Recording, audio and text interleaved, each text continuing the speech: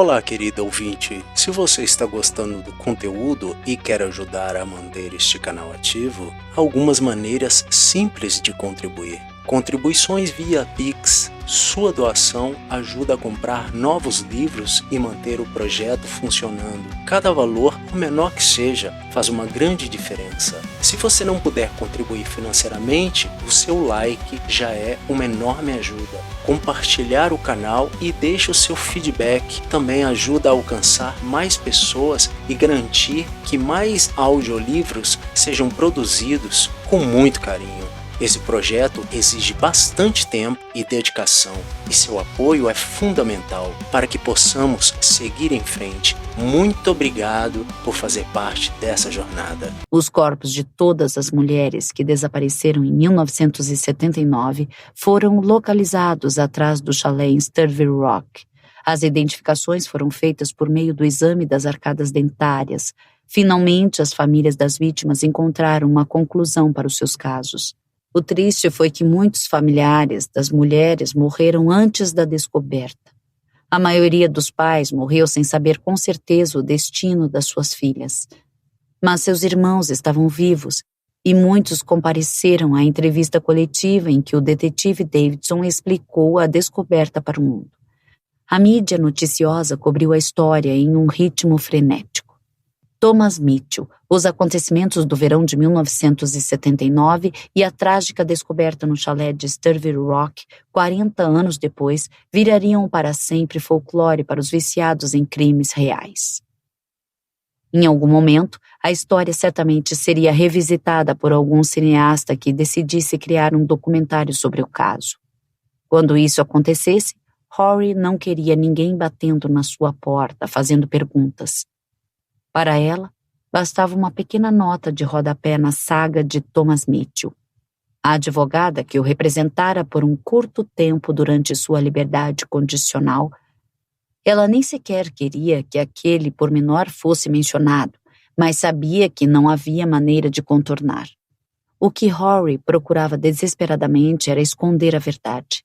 A verdade acerca de Angela Mitchell, sua fuga para a fazenda de Greta e a criança a quem ela dera à luz antes de morrer.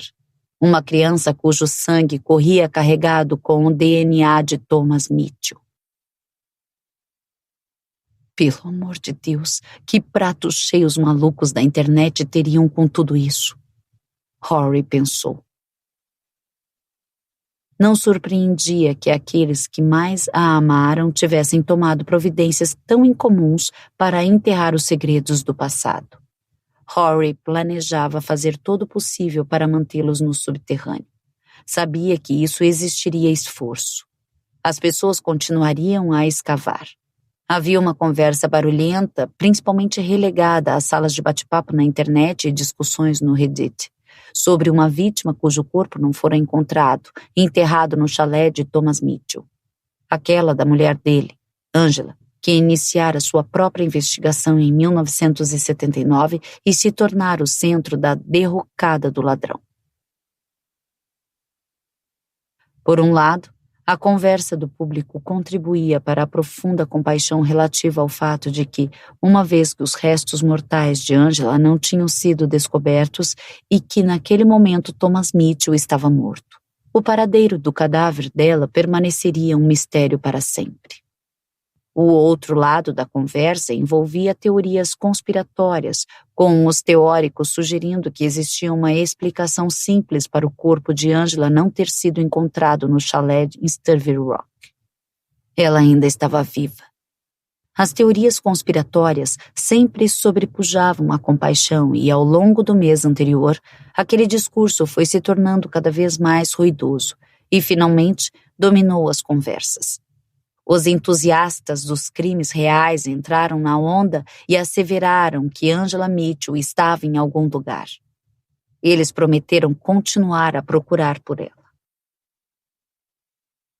No entanto, dirigindo pela estrada rural vazia, Rory sabia a verdade. Finalmente entendia tudo. Não só havia reconstituído a morte de Angela, mas retraçado sua própria infância. Os fragmentos ausentes se reuniram de uma maneira que tanto abalavam quanto acalmavam a alma de Rory. Era uma reconstituição cujas peças havia levado uma vida inteira para juntar. A deliberação cuidadosa e os meses de investigação lhe contavam que ela era a única sobrevivente que sabia a verdade, e Rory não tinha nenhuma intenção de compartilhar seu conhecimento com o mundo. Por pouco tempo, Rory considerou contar o segredo a Ron Davidson, revelando-lhe tudo. Talvez ela devesse mesmo fazê-lo, mas as repercussões eram imprevisíveis demais. Se Rory confessasse a Ron, temia que pessoas espertas começassem a fazer perguntas e, se ela respondesse, os investigadores começariam a farejar. Se eles começassem a cavar do jeito como ela cavara, Rory temia que encontrassem a mesma linhagem que ela havia descoberto. Era um segredo que Rory planejava levar para o túmulo. As únicas pessoas que sabiam a verdade não existiam mais. Rory se sentia satisfeita em saber que, onde quer que estivessem naquele momento, elas a observavam fazer aquela jornada final.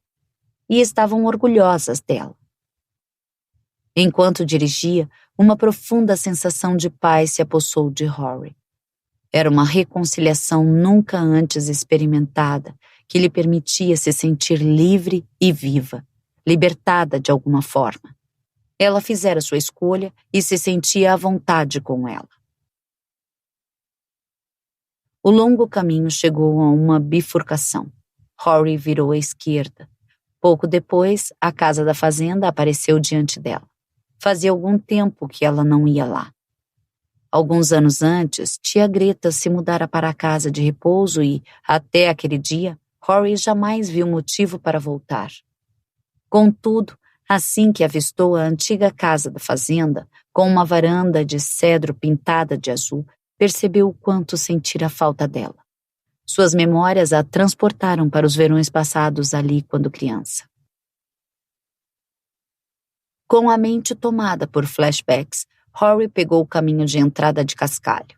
Estacionou na frente da casa, onde o cascalho terminava e o interminável espaço relvado começava.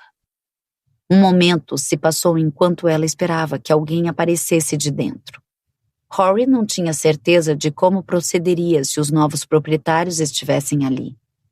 Mas o que ela precisava fazer não podia esperar. O impulso no peito era forte demais para ignorar. Passaram-se alguns minutos e a casa da fazenda continuava silenciosa e sem movimento sob a luz pálida do pôr do sol, com sua silhueta desenhada pelo horizonte cor de alfazema. Rory se olhou no espelho retrovisor. Mesmo durante a longa viagem para o campo, ela mantivera no rosto os óculos de plástico de aros grossos e o gorro bem puxado para cobrir a testa. Então, Rory estendeu a mão e tirou os óculos e o gorro. Naquele dia diferente de todos os outros, ela não podia se esconder. Não queria se esconder. Não precisava se esconder. Rory deixou o gorro e os óculos caírem no assento do passageiro e pegou o outro item que a acompanhara durante a viagem. Abriu a porta e desembarcou para o anoitecer. Caminhou até a lateral da casa e depois se dirigiu para o quintal, com a varanda dos fundos à sua esquerda. Então Rory se lembrou em detalhes vívidos da noite em que, aos 10 anos, o zumbido no seu peito a tirara da cama e a levara para aquele campo no meio da noite. Lembrou-lhe do brilho embaciado da lua e da tempestade de relâmpagos que inflamava o horizonte com cintilações intermitentes de claridade. Naquele anoitecer, o sol pálido deixava o horizonte lilás e o cobalto escuro, o céu acima. Rory encontrou a cerca baixa que se estendia pelo comprimento da propriedade. Naquele momento, ela a seguiu novamente. Da mesma maneira como a seguira na noite em que a calma reconfortante tomou conta dela. Quase 30 anos depois, Rory, enfim, entendeu o significado daquela noite do passado. A atração no peito, o magnetismo que a arrastara e a sensação de paz que se apoderara dela ao erguer aquela rosa e sentir a doçura do seu perfume. Rory seguiu a cerca até os fundos da propriedade, onde fazia uma curva de 90 graus e se estendia à esquerda. Assim que chegou ao canto da pradaria, Rory olhou para o chão. A única vez, além daquela em que esteve naquele lugar, ela encontrou as flores que sempre observava a tia Greta colher no jardim. Aquelas que ela ajudava a prender em buquês. Os adeptos das teorias conspiratórias podiam ter suas salas de bate-papo e discussões na internet. Podiam manter as ideias extravagantes e ignorantes acerca de Angela Mitchell e de onde ela estava no momento. Ninguém jamais saberia a verdade. Ninguém jamais a encontraria. Angela não queria ser encontrada 40 anos antes e não queria ser encontrada agora. Rory ergueu o item que trouxera do carro. Um buquê de rosas preso em um maço bem apertado. Ela o colocou junto ao nariz, fechou os olhos e sentiu o doce perfume. Em seguida, agachou-se e depositou as rosas no chão.